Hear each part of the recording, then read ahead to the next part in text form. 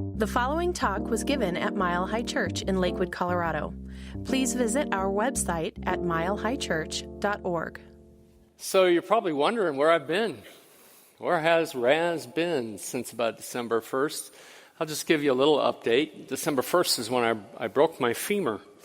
And the only reason it hasn't healed fully yet, but doing really good, on the days when I'm not so dizzy I can use a cane, that sort of thing. But after I broke my femur, that's when they found the bone marrow cancer. And so that became really the thing that I had to deal with.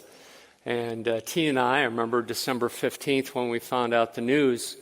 We just moved into action. So I actually had my first chemotherapy the Friday before Christmas. What a gift that is, right?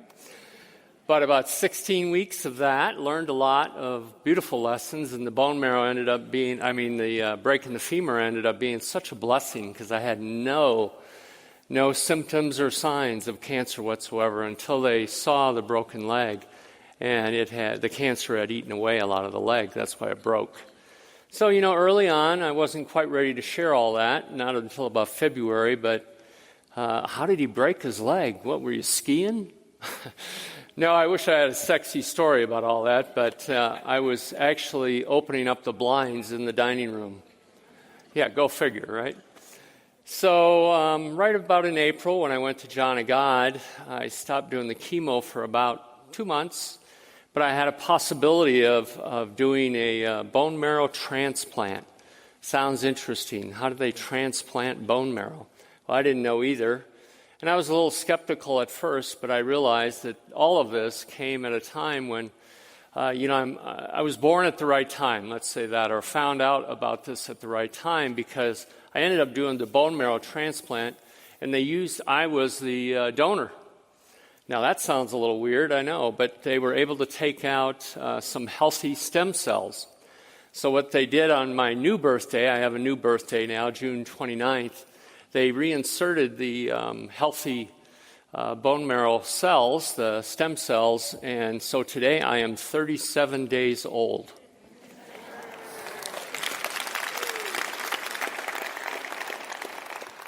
But you don't have to change my diapers or any of that kind of stuff. But they do look at it that way, because they strip your bone marrow, and I'm manufacturing new white and red blood cells. I'll talk a little bit more about this later, but I tell you, if it wasn't for the God Squad and what I kept calling the secret sauce, I would share it with everybody who wanted to hear it, but science of mind, the tools that I learned over the 30 years we've been around science of mind, let alone the 17 years as a minister. So what a gift. And I know everybody here has that same gift whenever a challenge shows itself, is to use what we teach, because by God, it works. All right, so I might as well do the talk. That's what I got ready for, right?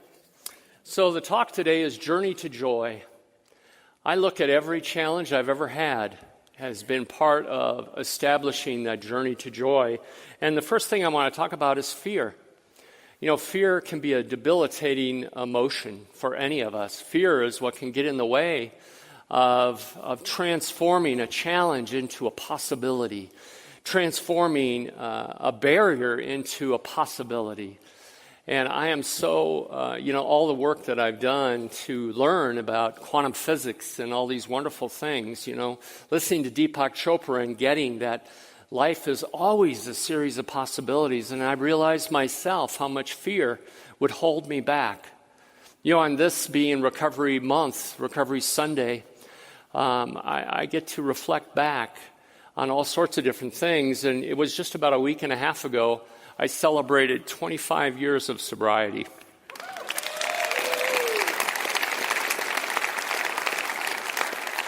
Thank you. It seems like yesterday in some ways and forever in other ways. I've been born again a few times. This 25-year thing really caught me this year because it was 25 years ago that I broke my back. And then, 25 years later, I break my leg. I'm 25 years sober. I figure 25 years from now, I am staying in the house. Exactly. So fear can be an obstacle. It can also stymie changes that we actually want to make. I watched that in 12-step rooms, how much fear, and sometimes it was just fear of change. And I was right there with them in my early days of sobriety, is I wouldn't mind change as long as nothing had to be different. And of course, that's not exactly possible. I changed friends. Fortunately, I didn't change families. My family accepted that, this is something I needed to do, and they could tell. The people around you can tell, by the way, that it's time for you to stop something, even stop telling bad jokes. My boys were very good. It's like, Dad, that's not very funny. So, by the way, I would still use it. But, a lot of people are consumed by fear, and I was talking with Tina yesterday as we were driving around the mountains. It's good to get out of the house and see this beautiful place that we live, but I was asking her, what do you do when fear shows up? And she says, what I do is I call someone. I talk to someone. That is such a powerful way to go about it, to not just try to do it on your own. By the way, there's no merit badge for doing it on your own. It doesn't exist. We just had a bunch of Boy Scouts at our house this past week, and I'm sure they would agree there's no merit badge for doing it by yourself. So I really encourage you to reach out if fear is consuming you. Another thing I like to do on Recovery Sunday is I just want to pause a moment and talk directly to anyone who's currently experiencing some addiction that is just holding your life at bay, holding your life for hostage. I want you to know that today we have Reverend Carol Wilkie over in the community center. She's now in charge of our recovery ministry, and we have 25 recovery providers. So if you are feeling like today is the day that you're going to make a decision that I'm done with this, I'm ready to overcome fear, to let it no longer hold me, I want you to reach out. That's all I did. I was right where you are. So whether you're in person here or watching online, I just want you to know we care. Reverend Carol or any of the ministers here are available. You can talk to our practitioners, but please do it. Your life can be better than what it is right now, and I just plead with you to take that step and reach out.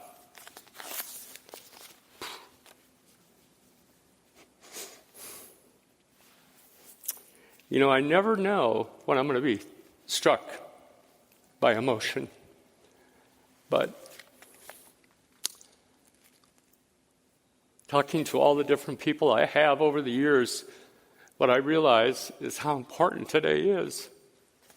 Reverend Carol was telling me she's now on a task force for opioid addiction, and she was saying that Lakewood itself distributes over 80,000 clean syringes. In the process of, there's an exchange program, and 80,000 syringes for opioid addiction. So I just want you to know that's right here. That's right in our midst. This is important work. The next area I want to talk about is attitude to attitude. Why isn't it good attitude or bad attitude to good attitude? It's like we all got an attitude, don't we? You got an attitude. You woke up with one today, and you have a lot of control over what that attitude is. What I noticed is the attitude I had wasn't so great. And, I had a lot of catastrophizing, a lot of I'm not good enough, all those kind of things. And what I've noticed over the last 25 years of going to meetings and being here at Mile High Church and talking to people and going to our spirituality and recovery meeting is it's all about changing an attitude. And that attitude is just so key, so important to our well-being. So I really encourage you to take a look at it. What I noticed in going to the treatment center at the Rocky Mountain Cancer Center over there at St. Anthony's Hospital is the nurses there, I had gone enough, and gotten my treatments. The nurses there I got to know would share with me how they could tell who was going to make it to total remission and who wasn't. And it was attitude. That was the number one thing. Did they have a positive attitude? And were they about creating more life, or were they still in fear? So it's just so key to healing is the type of attitude we have, a positive attitude. And, I credit shifting my attitude from negative to positive to really one day at a time, realizing that I could challenge some negative belief, even if it's just one a day. The transformation starts to take place because there's more and more of a positive attitude. I tell you what, I used to, I always hate to admit this, but I'm going to anyway. And that is, I can't tell you the amount of workshops I did where I left at the middle, right before I was going to get the golden egg. That idea, that thought, that relational thing that was going to transform my life, but I would leave. Those people are stupid. They don't know what the heck they're doing. I almost said hell. But finally, because that's what I would have said, but finally I stayed at an inner child journey.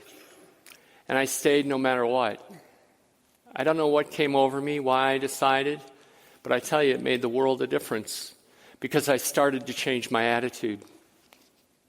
When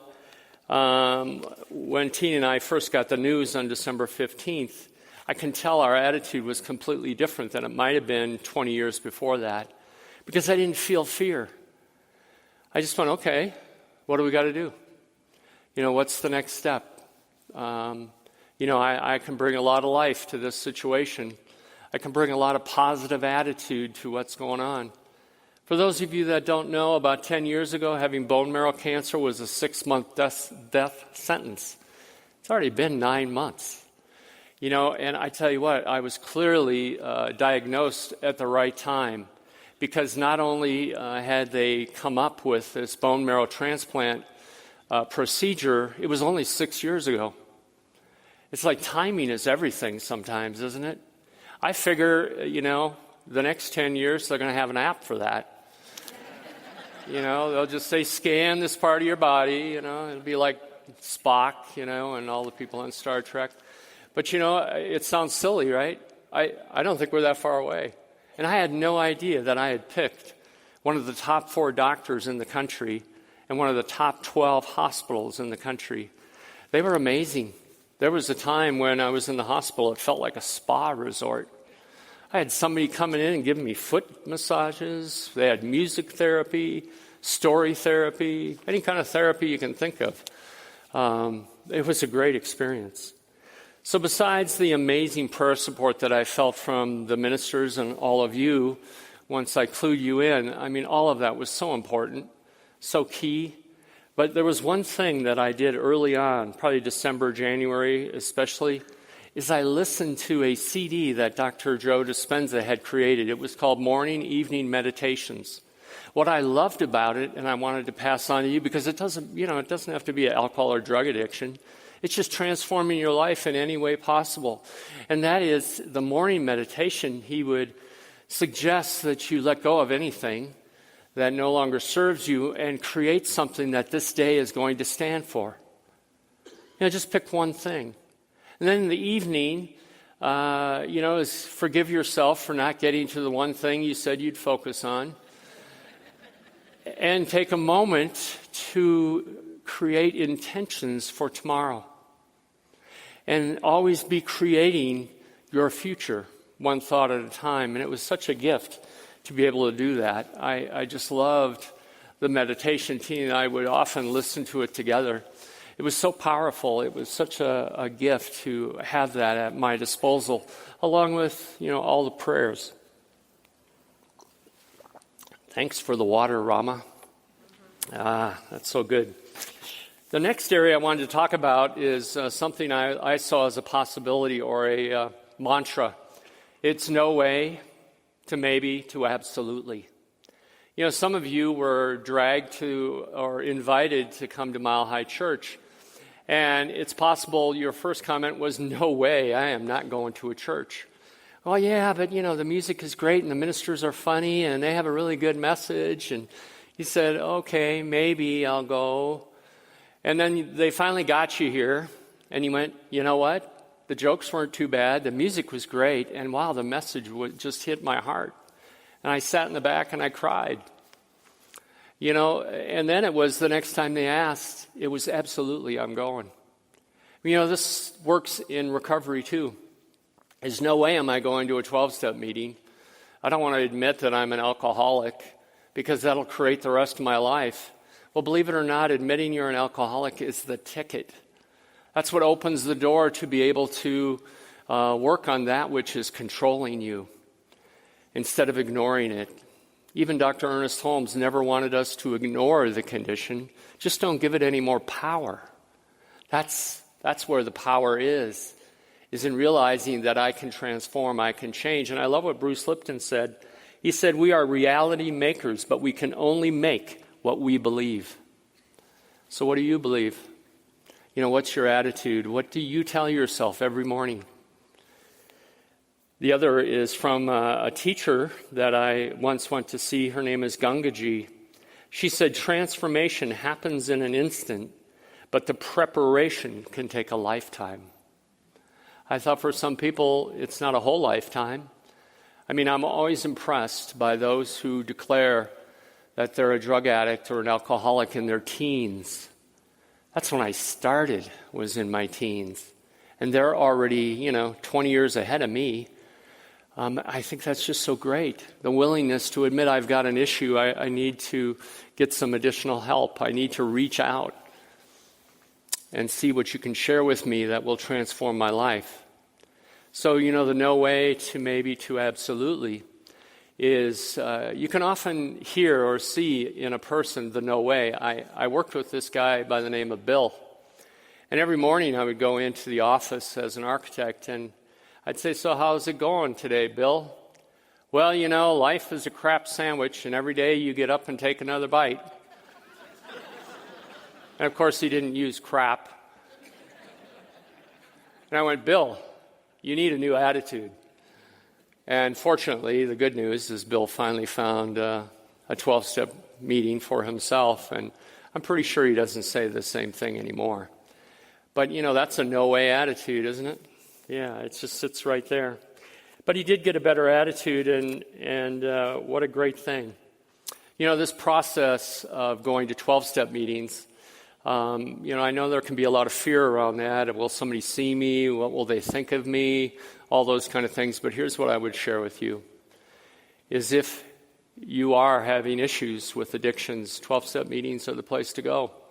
Even if you go for a while, and you can do a 12-step meeting wherever you want, they're everywhere, really, everywhere. You can go to them when you're traveling. You can go to them on a Sunday morning. You can go to them every day of the week, every time of the day. And if you'd like to, especially if you're familiar with Science of Mind, I invite you to not only go to a 12-step meeting, which, by the way, we have a great one right here at Mile High Church. It's a meditation meeting. I think it's the only one in the city. And it happens at 6 o'clock every Tuesday over in the middle school classroom. And then on Wednesday, this is what you can do, an and. It doesn't have to be an or. But you can come to the Spirituality and Recovery meeting, where we don't just speak to conference-approved literature, but we use everything, including Ben and Jerry, because there's some great things in meditation particularly. But that meeting is Wednesday nights at 6 o'clock. And then for those of you who might be going through a health challenge like I was, I've already been to this meeting. I'm going to be going some more. And that is, we have the healing ministry that meets every Wednesday at 6 o'clock over in the chapel. Reverend Kay Johnson, along with Reverend Linda Rengel, both lead that meeting. It's very powerful. It's a great place to be. But that's what you do when you're ready to go beyond no way. Maybe it's an absolutely, especially after you've gone at least once. Something I talk about each time I do this recovery talk is what is my fourth area, and that's isolation to community. What you've often heard me talk about is that addiction happens in isolation and recovery happens in community. I so believe in that, and I found a quote that I think sums it up so well. It's actually from the big book of AA. And by the way, for those of you that don't know, AA was started by a bunch of metaphysicians in New York. Yeah, some of you didn't know that. If you do a little bit of history search, you'll find out that the Oxford group used to go to Sunday morning services from, I'm going to get this wrong, no I'm not, Emmett Fox and a few others would lead the Divine Science Church in New York City. And so what you find in the big book of AA is all sorts of words like creative intelligence, creative medium, divine intelligence. They sound like they came right out of the textbook. It's very fascinating. But here's what I want to share today. On page 312, for those of you that brought your big book, just a joke.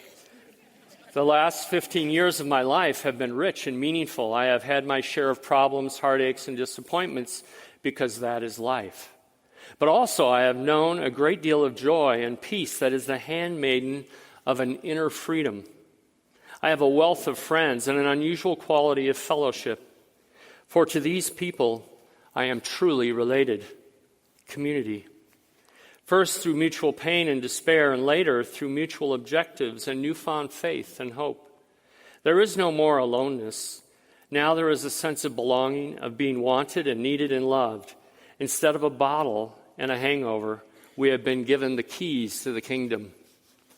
Boy, I relate so much to that.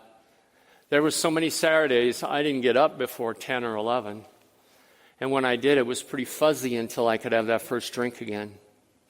That seems like an eternity ago. Well, it's 25 years ago. And now I get to get up on a Saturday morning at 6 o'clock or 7 or whatever, and I get to enjoy the day.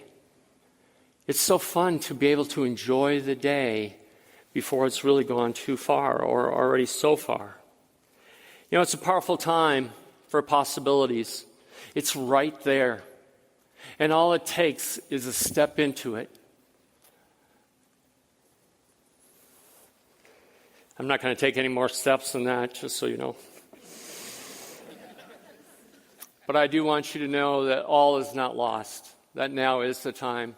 I'm so excited talking to Reverend Carol. We've been friends and golf buddies for a long time, but she was telling me a couple things that she's involved in right now that I think are so great for Mile High to be getting out into the community. She said that she's now part of the Jeffco Opioid Overdose Prevention Committee. That's where she learned that 80,000 syringes had been recovered. But she's also working with the Colorado LGBTQ Mental Health and Substance Abuse Disorder Summit. I'm just so proud of her, the way she's getting out in the community. And of course, she's going to be over there in the community center afterwards, so you can talk to her yourself if you like. And my last point that I want to make today is the journey to joy that I've experienced myself. I think I told whoever's on Facebook, you might have noticed, I said, I will have tears today because it's tears of joy. It's not tears of sadness. They haven't been that way for quite a while. You know, I get overwhelmed with joy and possibilities sometimes, and that's where the tears come. My experience is when you take these first 4 steps that I talked about, you're on the journey to joy. You know, it's moving from fear to freedom, getting a good attitude. Those are the ones that help us get beyond no way and maybe to absolutely I'm taking a stand for my life. And of course, getting a community. You know, don't do it by yourself. No merit badge for that. You get a community wherever it looks like, whether it's spirituality and recovery or a 12-step meeting or Reverend Kay's healing ministry group on Wednesday nights. Find a community. Take a class. We're about to have classes around here. Always come in September, October. It's such a gift to be with other people, to hear their stories and realize that you're not alone.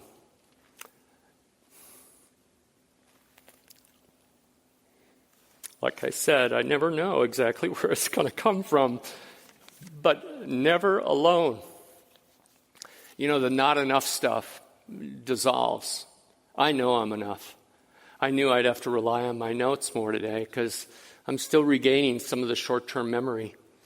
You know, I can tell you where I was 25 years ago right now, but it's hard to tell you what I had for breakfast. You know, that's the impact of some of the drugs and the chemo that I've had. But it's getting better every day, and I'm not alone. You know, I go to these treatment centers, and there's lots of people that understand it. And I know there's fellow, and I heard this word for the first time, I couldn't believe it. They said, "Oh, so you're a cancer survivor." Well, I guess I am. I hadn't really thought about it.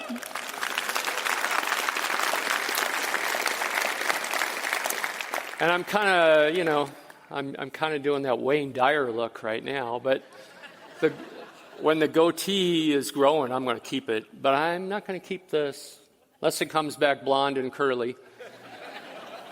But I'm kind of liking just using a washcloth for cleaning up.